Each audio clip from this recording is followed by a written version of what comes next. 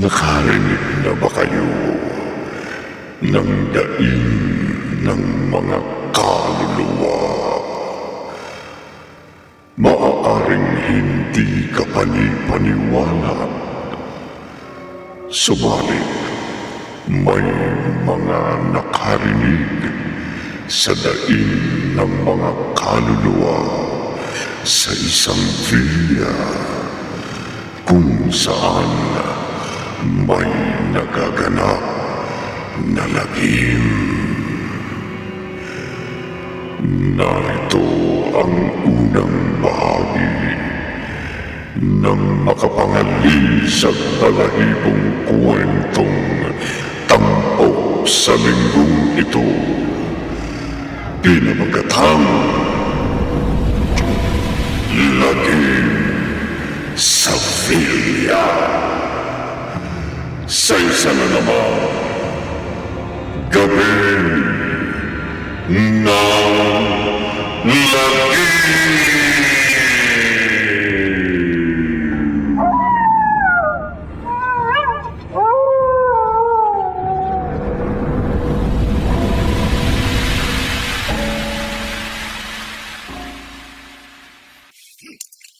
Lamero! Bado, bitiwan mong patalim na yan! Matutulad ka sa ibang tumira dito sa pilya. Nananibing dahil sa pakialam. Huwag! Huwag! Paluluwain ko ang bituka mo. Huwag! Lalaslasing ko ngayon ang lalamunan mo.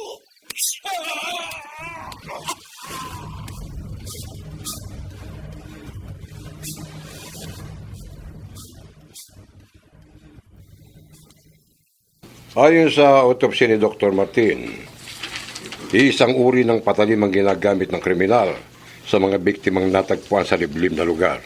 Okay. Sinasaksak muna sa iba't ibang bahagi ng katawan ng biktima at ang huli, nilaslas pa ang lalamunan. 3 na naging biktima, Chief. Sarge, at bago yung masundan, kailangan mahulog niya sa kamay ng batas ang kriminal. Chief, sino kaya ang suspect? At ano ang motibo ng krimen? Walang suspect, kaya wala rin katiyakan kung anong motibo. Mabigat yata ang kasong ito, Chief. Bakit ako pinatawag niyo? Andiyan naman si Teniente Cruz o si Detective Sanchez. Ikaw ang inirekomenda ng lahat, Sarge. Sa dahilang doon ka raw pinanganak at halos lumaki sa barangay na pinangyarihan ng krimen. Sa mismong barangay ho namin, sir? Oo. At baka hindi yung pa nababasa dyan sa report. Ang mga biktima ay dating nangungupahan sa Villa Cordova. Kilala ko ang may-ari ng Villa Cordova, si Don Fausto. Kababata ko yung anak niya. Pero 4 na taon na akong hindi umuwi sa amin eh. At hindi ko alam na pinauupahan na palang villa. Tiyak na hindi mo rin alam ang misteryosong pagkawala ng magkapatid. Ang magkapatid na dalagang Cordova. Sina Mercedes at Clarissa, Chief? Oo. 2 taon na ang nakararaan. Bigla na lamang daw silang naglahong parang bula. Ha? Isa rin niya sa kasong lulutasin mo, Sarge. At sa palagay ko, doon ka mismo magsisimula sa Villa Cordova.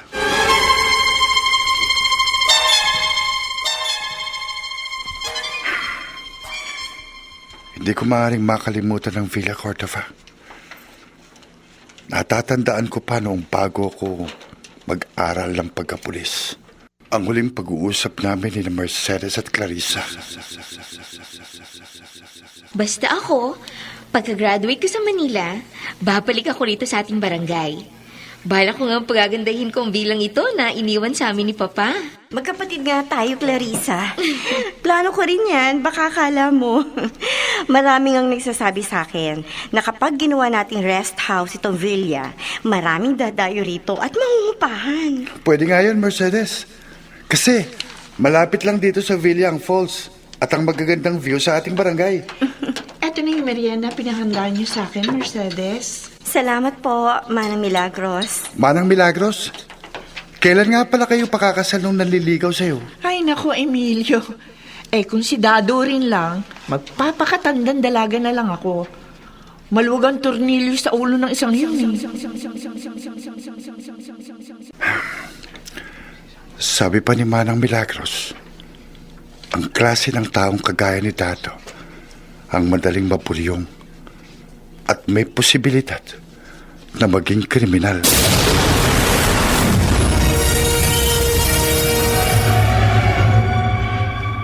Natatandaan ko pang huling sinabi noon ni Mercedes. Nababahala lang ako na baka hindi matupad ang pangarap namin ni Clarissa. Dahil may manghuhula na nagbabala sa amin, mag-ingat daw kami dahil may nakita siyang masamang signo sa aming buhay. Na 2 taon mula ngayon, mamamatay kaming magkapatid. Kilala ko ang manghuhula na sinabi ni na Mercedes noon. Maaring makatulong siya para malaman ko kung anong nangyari sa biglang pagkawala ng magkapatid na Cordova.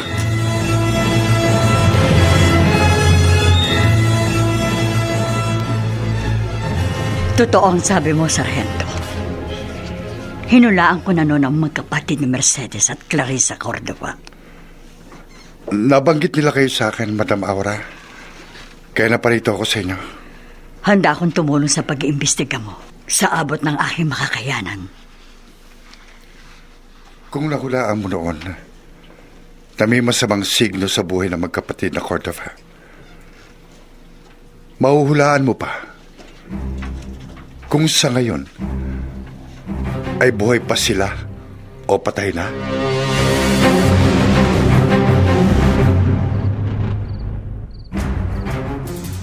Magpapalipas ka ba ng gabi dito sa villa? Magbabakasyon ho sana ng ilang araw, Aling... Lagrimas ang pangalan ko. Aling Lagrimas. May bakante pa ho ba kayong kwarto? Marami. Eto ang record book. Ilagay mo rito ang iyong pangalan at kung ilang araw ka mananatili sa villa. Opo. Bakasyonista ka ba? Hindi ho. Researcher ho ako at writer. Dito ko lang ho naisip isulat ang aking nobelang tinatapos. Anong pangalan mo? Emilio po. Emilio Santiago. Ha? Bakit to parang bigla kayong tigilan? Wala. Wala. Ilagay mo na sa record book ang pangalan mo at pirmahan mo. Tapos magbigay ko na sa akin ng down payment. Oho. Pwede ho bang magtanong? Ano yun? Nasaan na ho yung dating namamahala dito sa villa? Anak ho yun ng dating katiwala rito. Yun ho nagangalang Milagros. Ewan ko. Hindi ko kilala yun. Sino ho ba nakabili ito ng villa? Hindi ko rin kilala. Dado! Bakit? Ituro mo sa kanya ang kwarto niya at dalhin mo ang gamit niya. Ako na ho magbibitbit ng bag ko. Ako na. Pero may sugat kaya ata. Wala akong sugat. Bakit parang may bahid ng dugo ang suot mong guwantes? Ha? Dugo?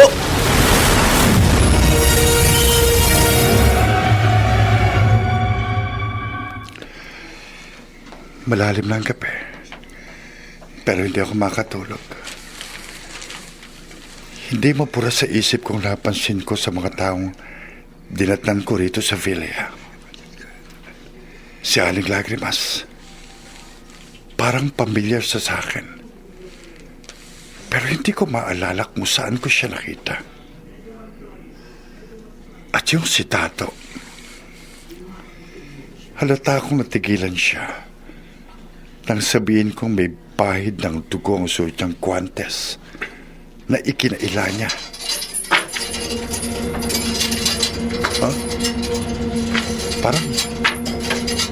Parang may hinihilang kadena sa labas ng kwarto. Sinong gagawa ng ganong ingay sa ganitong oras ng gabi? Tumigil sa labas ng pintong ingay. Titingnan ko.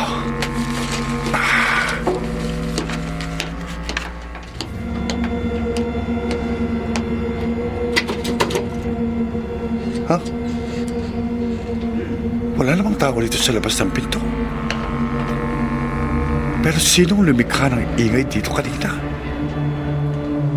At nasaan ang hinihilang kadena?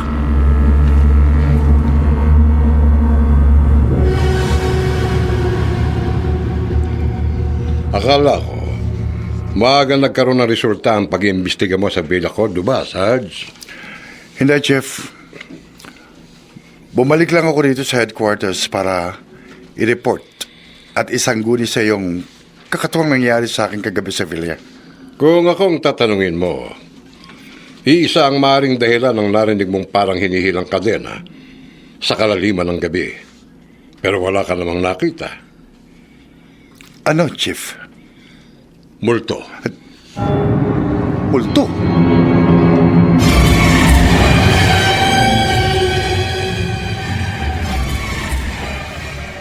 Totoo kayang sabi ni Chief na maaaring may nagmumulto rito sa Villa?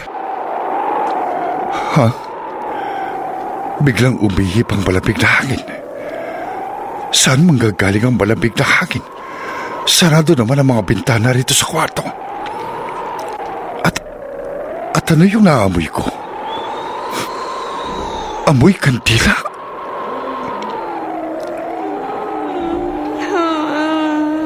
May dumadaing. Emilio! Emilio! May tumatawag sa pangalan ko. Sino mga dumadaing na yun? Emilio! Sino mga tumatawag sa akin? Emilio! Emilio!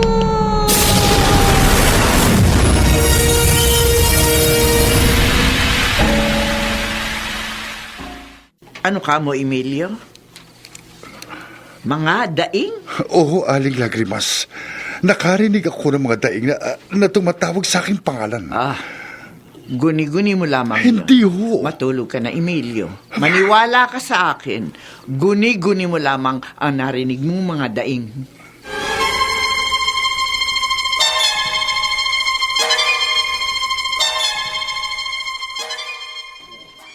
Wow! Okay itong almusal na inihain mo sa amin ngayon, Boss Dado. Oo nga, tapsilog na may mainit na kape. Ang sarap yan! Oh. Eh, bago pala tayong kasama dito sa villa. Hi! Hi. Good morning sa inyo. Ikaw siguro yung dumating nung isang gabi, ano? At umuko pa doon sa kwartong katapat namin. Oo. May pinuntahan lang ako kahapon ng umaga. Gabi na rin ako nakabalik kagabi. Magkatapat ba ang kwarto natin? Doon mo ba siya dinala, Boss Dado? Ha? Boss, Tumanguna siya habang kumakain ka, Pio. halika. Saluhan mo na kami. Salamat. At, Dado, dito na rin sa garden mo ihatid ang almusal ko. Nag-iisa ka lang ba? Oo. May nire-research lang ako tungkol sa isang nobelang isinusulat ko. Scriptwriter ka?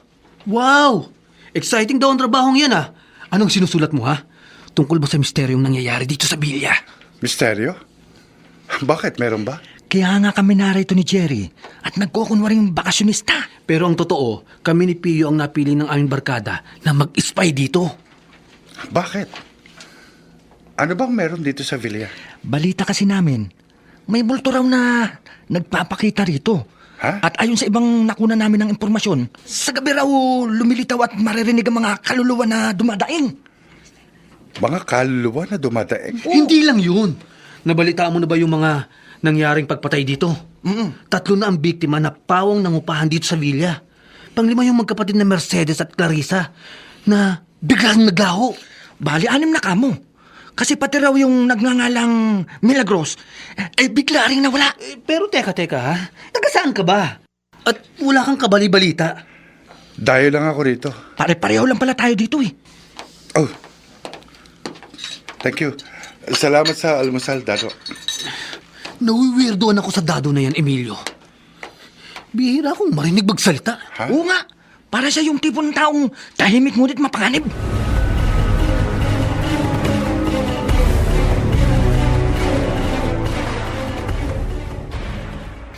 Mag-iingat ka sa dadong yon, Sarge. Pati ako nawiwirtuhan sa karakter niya, Chief. Kaya napatawag ako sa inyo. Baka andado na yon ng kriminal na pumapatay sa villa.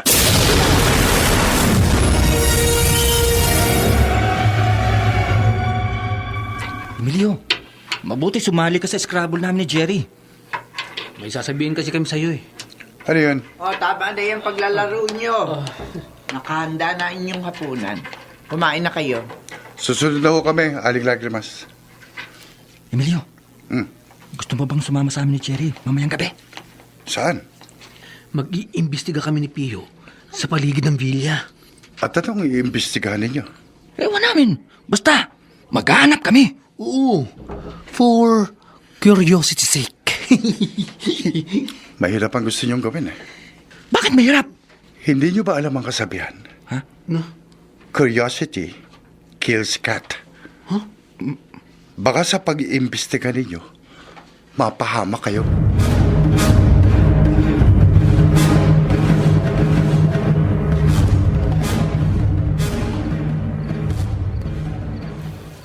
Ano ho, Madam Aura? Napahamak sina Mercedes at Clarissa? Yun ang lumitaw sa binalasa kong mga baraha, Sarge. Kaya tumawag ako sa'yo.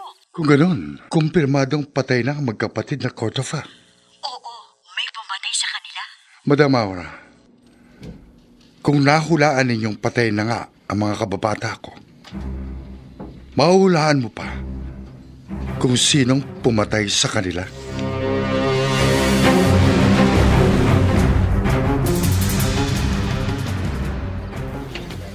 Pia, gabi na. Nasa labas pa kayo ng kwarto ni Jerry. Nagpapababa lang kami ng kinain. Baka naman ituloy ninyo yung balak ninyong pag-iimbestiga ngayong gabi. Paano kaming makapag-iimbestiga eh? Lahat ng gusto kong pasukin kwarto, pinipigil ni Jerry. Eh kasi nga nakasara ang mga yun. Paano natin mapapasok? Ang sabihin mo, wala kang guts. Naku, bumanat ka na naman. Alalahanin mong mag-iisang linggo na tayo dito. Wala pa tayong nakikitang kahit na ano. Oh, ano na lang ang sasabihin ng barkada? Pio, alam naman nilang nandito tayo eh. Ang importante, tumira tayo dito at nag-obserba. Anong magagawa natin kung wala tayong makita? Alam nga namang mag-imbita pa tayo dito ng multo para may makita lang tayo. Teka, sandali. Maiba ako ng usapan. Hindi nyo ba alam ang dahilan at biglang nawala ang magkapatid na Cordova? Sina Mercedes at Clarissa? Hindi eh. Hindi namin alam. Pero iisa lang ang palagay ng mga taga rito. Pinatay din sila. Si Milagros, yung anak ng kanilang katiwala na naging katukatulong dito. Ganon din siguro ang nangyari sa kanya. Sino itong mga namamahala sa villa? Sina Aling Lagrimas at Tato. Ang pagkakaalam namin, sila ang nakabili nitong villa. Kaano-ano ni Aling Lagrimas si Tato? May nagsasabing anak daw ni Aling Lagrima, si Dado. May nagsasabi namang asawa raw nitong matanda, itong lalaki. Chismoso! Oh, di ba yun ang chismis? Si Tato? Malamang narinig niya tayo. Kumakatingin siya parang siyang papatay.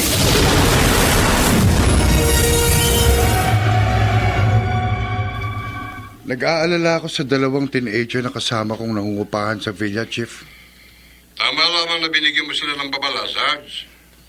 Baka hindi nila sundin ang paalala ko sa kanila. Isama mo na sila sa mga minamanmanan mo.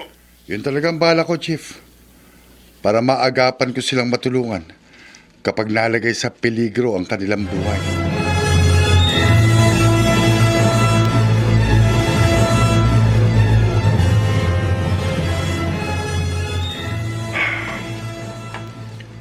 Tahimik na tahimik ang paligid. Malamang, hindi na tumuloy sa balak nila sina Jerry at Pio dahil sa babala ko sa kanila. Bubuksan ko na itong parang secret door.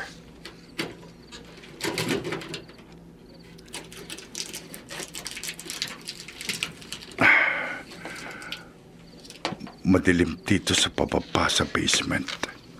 Kaya nagdala ako ng flashlight. Maagaw dito sa basement. Malikabok ang paligid. Ay. Kapag may nakakita sa akin dito, siguradong magtataka kung bakit kabisado kong pasikot-sikot ng Villa. Ang hindi nila alam, bago pa sila napadpad dito, memoryado ko ng lugar na ito. Dahil naisama na ako rito noon nila Mercedes at Clarissa. Ha? Ang lamig ng hangin umihip. At biglang nag-amoy kadila. Emilio! Emilio! Ha? Ano itong unti-unting nabubuko sa harap ko? Na mga puting hugis tao. Mercedes? Clarissa? Kami nga, Emilio. Matagal na kami naghihintay sa pagdating mo. Nakalutang sa sahig ang kanilang mga paa.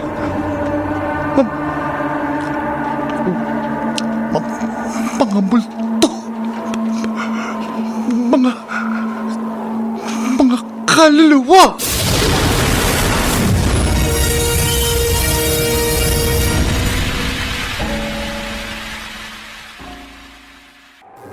Emilio, huwag kang matakot sa amin.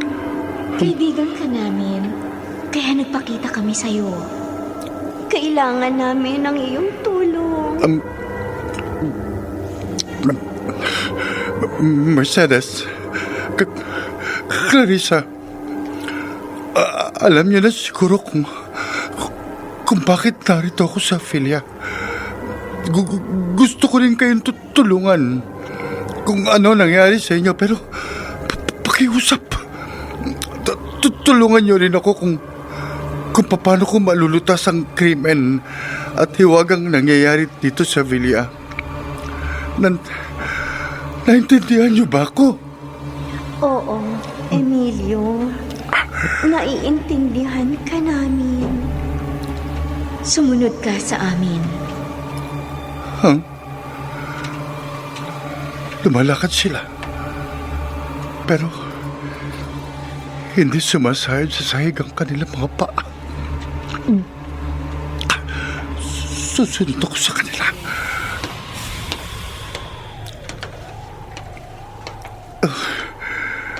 Dito na lamang, Emilio. Huminto sila sa tapat ng isang nakasarang pinto. Pumasok ka sa kwarto. Oo, Clarissa. Mercedes. Susundin ko kayo.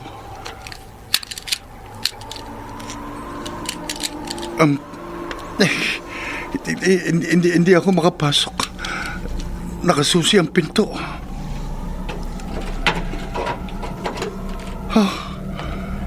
Unti-unting naglahong kaluluwa ni Mercedes at Clarissa. May dumating. Papatayin ko flashlight. At magkukubli ako dito sa likod ng halik. Si Aling Lagrimas ang pumasok sa sikator. May dala siyang kasera.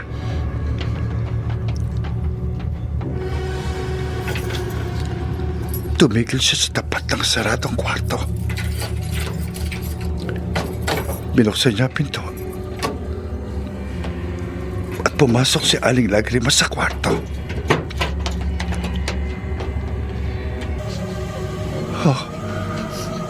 Umiiyak si Aling Lagrimas.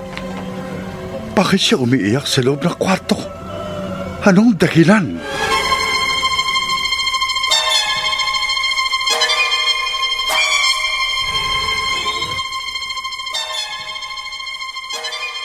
Hindi iyak ang matandang babaeng katiwala sa Villa nang walang dahilan, Sarge. Kaya nga nagtataka ako, Chief. Malamang may nakatagong lihim sa kwarto sa basement ng mansyon.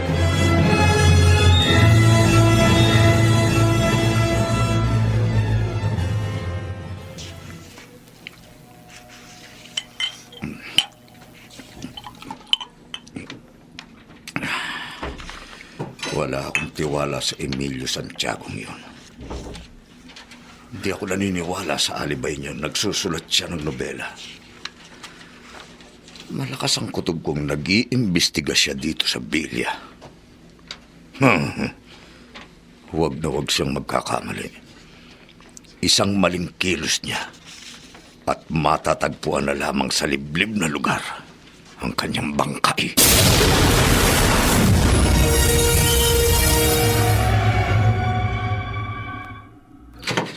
Jerry, bilisan mo!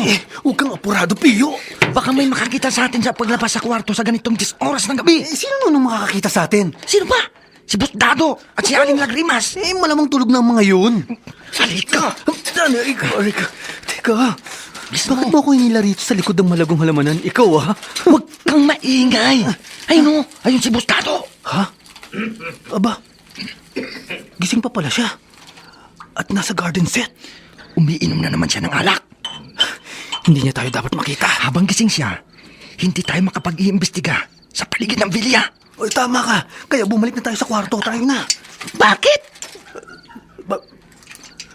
May hawak na patalim si Boss Dado. Ha? Tayo na. Baka malasing yun eh. At tayo pa pagtripan. Delikado na tayo.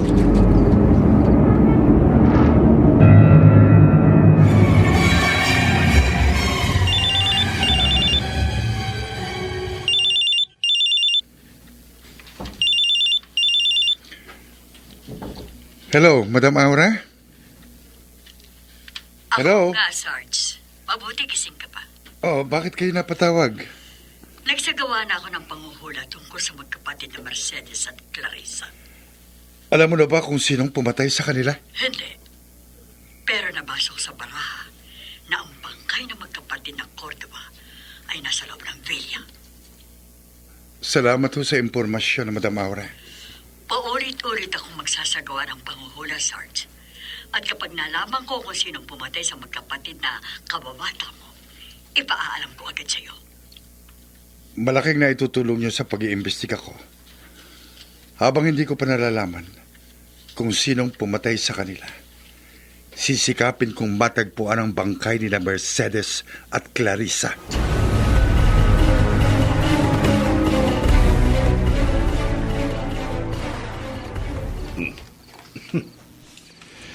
Bawat kilos mo, Emilio Santiago.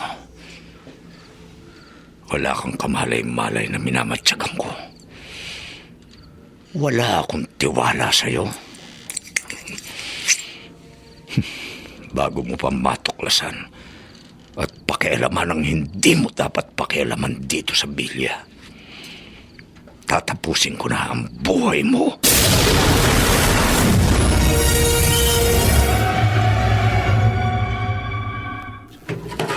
Ha?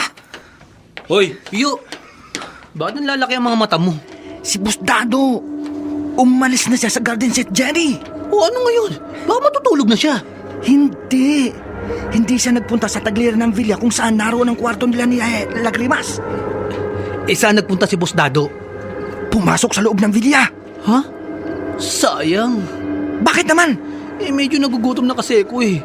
Bahala ko tsumibog. Ops, huwag kang lalabas ng kwarto. Ha? Baka masalubong mo si Boss Dado at mapagtripan ka niya. Sa laki ng kahanon, kayang-kaya kanyang patayin sa gulpi.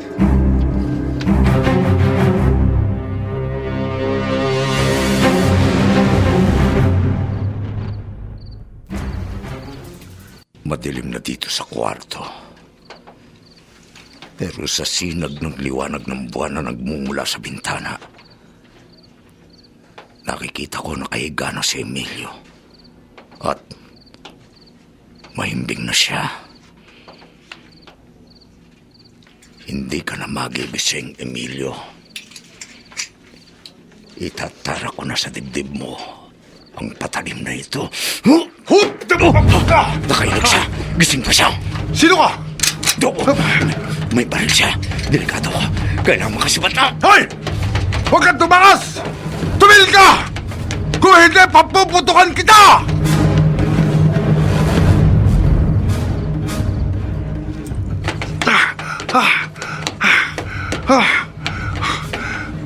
Biglang nawala yung pumasok sa kwarto ko. Pero hindi nabuksan ang harapang pinto ng villa. Malamang, narito lamang yung hinahabol ko. Hahanapin ko siya. Oh, may gumalaw sa tabi ng refrigerator. Malamang siya na yun. Siya yung nagtangkang pumatay sa akin. Tututukan ko siya ng baril. Oh, ikaw!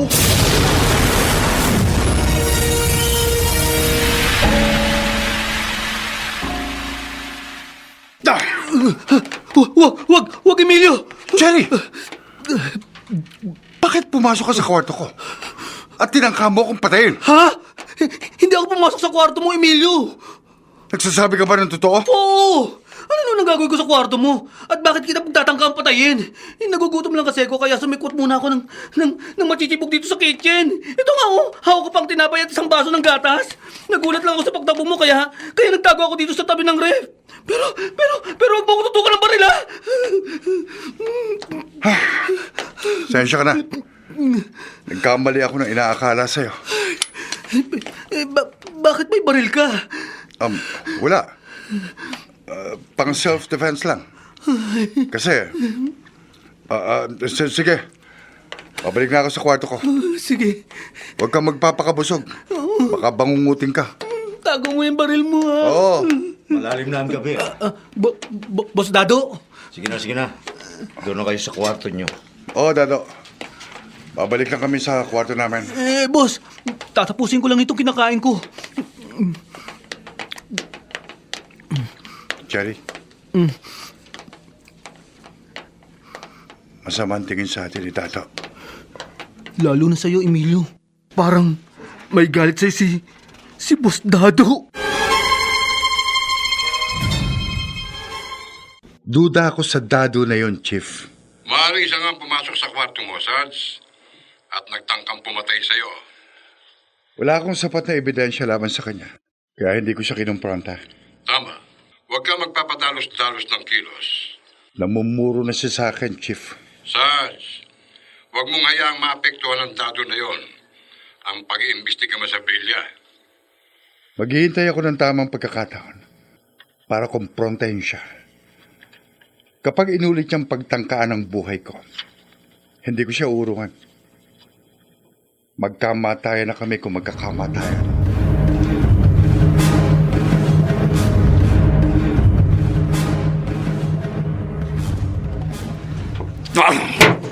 Dado, huwag kang magdabog. Noong ko pa sinasabi sa'yo, duda ako sa tatlong yon. Lalo na dun sa Emilio na yon. Bakit ka nagdududa? May nakita ka ba sa kanya? May ginawa ba siyang hindi tama? Bakit mo ba siya pinagtatanggol? Wala akong ipinagtatanggol. Yung dalawang teenager ang subaybayan mo. Hindi si Emilio Santiago. Oh, mainit din ang dugo ko sa Jerry at Pio na yon. Sa dalawang yun, ako may masamang hinala. Huwag nila akong hamunin. Huwag nila akong pilitin. Dado, huwag mong isuntok ang kamay mo sa mesa. Baka masugatan ka. Sanay akong pumatay. Para lang akong pumapatay ng manok. Kapag pumapatay ako ng tao.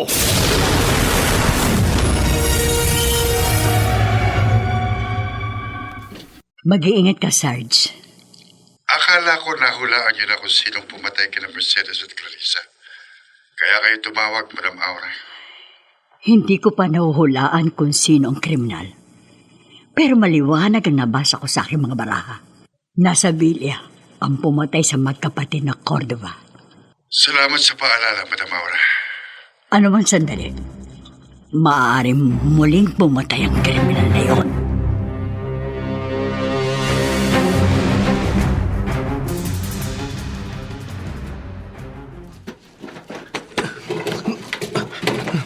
Jerry! Pio, ba't ka umahangos? Kasi may natuklasan ako. Ha? Teka! Bakit nag-iimpake ka? Alis na tayo. Walang mangyayari dito sa atin. Kakadyawa lang tayo ng mga barkada natin. Bungol! Ngayon ka pa alis eh. May natuklasan na nga ako. Natuklas ang ano? Secret door. Patungo sa basement nitong villa. Secret door? Oo, Jerry boy. Sigurado ako. May matutuklasan tayo sa basement. Pero Pio... Ngayon ka pa ba aalis? Huwag nating sayangin ang pagkakataon. Mamayang gabi, Jerry Boy. Papasukin natin ang basement. Okay?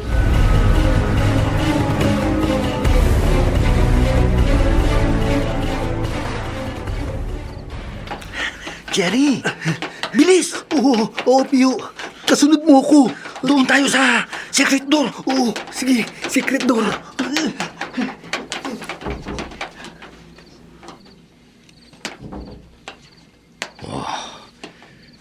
Sinasabi ko na nga ba't may binabalak na hindi maganda ang dalawang yun.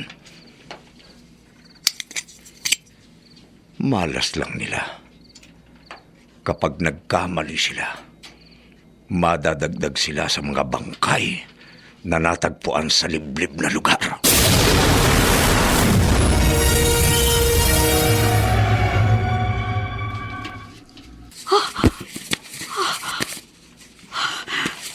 Tatawagan ko ulit si Sargento Santiago.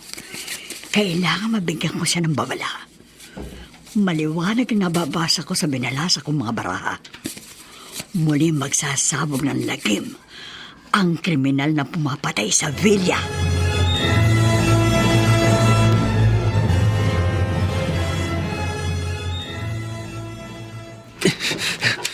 Sarado ang pinto, Pio. Hindi problema yan, Jerry. Nakapasok nga tayo sa secret door at nakababa tayo dito sa basement. Pero nakasara naman ng kwarto dito. Itong kapirasong bakal. Ha? Aaninin mo yan? Ano pa? Tutong kabing ko ang pinto. Ha? Ayan. Bukas na ang pinto. Ayos ah. Pumasok na tayo. Ngayong nakapasok na tayo, malalaman natin kung ano ang nasa loob ng kwartong ito. Maalikabok ang buong kwarto. At may mga sapot pa ng gagamba. Dali.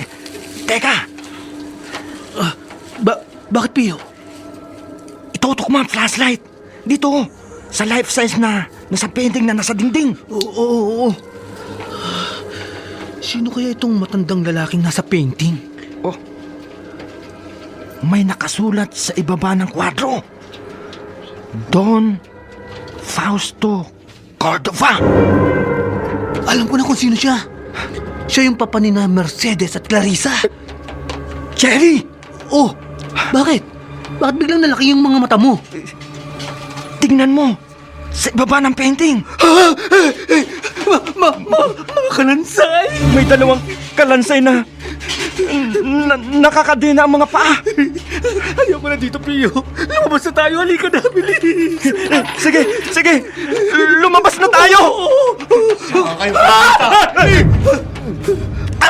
Ginulat mo naman kami, boss. Akala namin kung sino nang umarang sa pinto.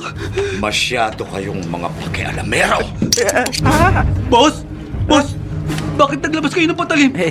Dahil sa pagiging pakialamero nyo, hindi na kayo makakalabas dito ng buhay. Jerry! Mamamatay na kayo rito! Pio! Isa ka pa!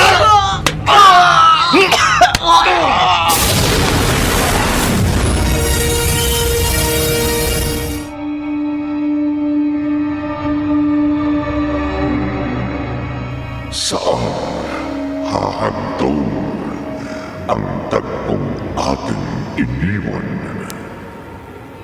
Mapatay kaya ni Dado sina Jerry at Pio? Pakinggan bukas ang ikalima at huling bahagi ng ating tampok na kwento sa linggong ito. Pinamagatang Lagim sa Villa. Sa isa na naman Gabi ng Lagim.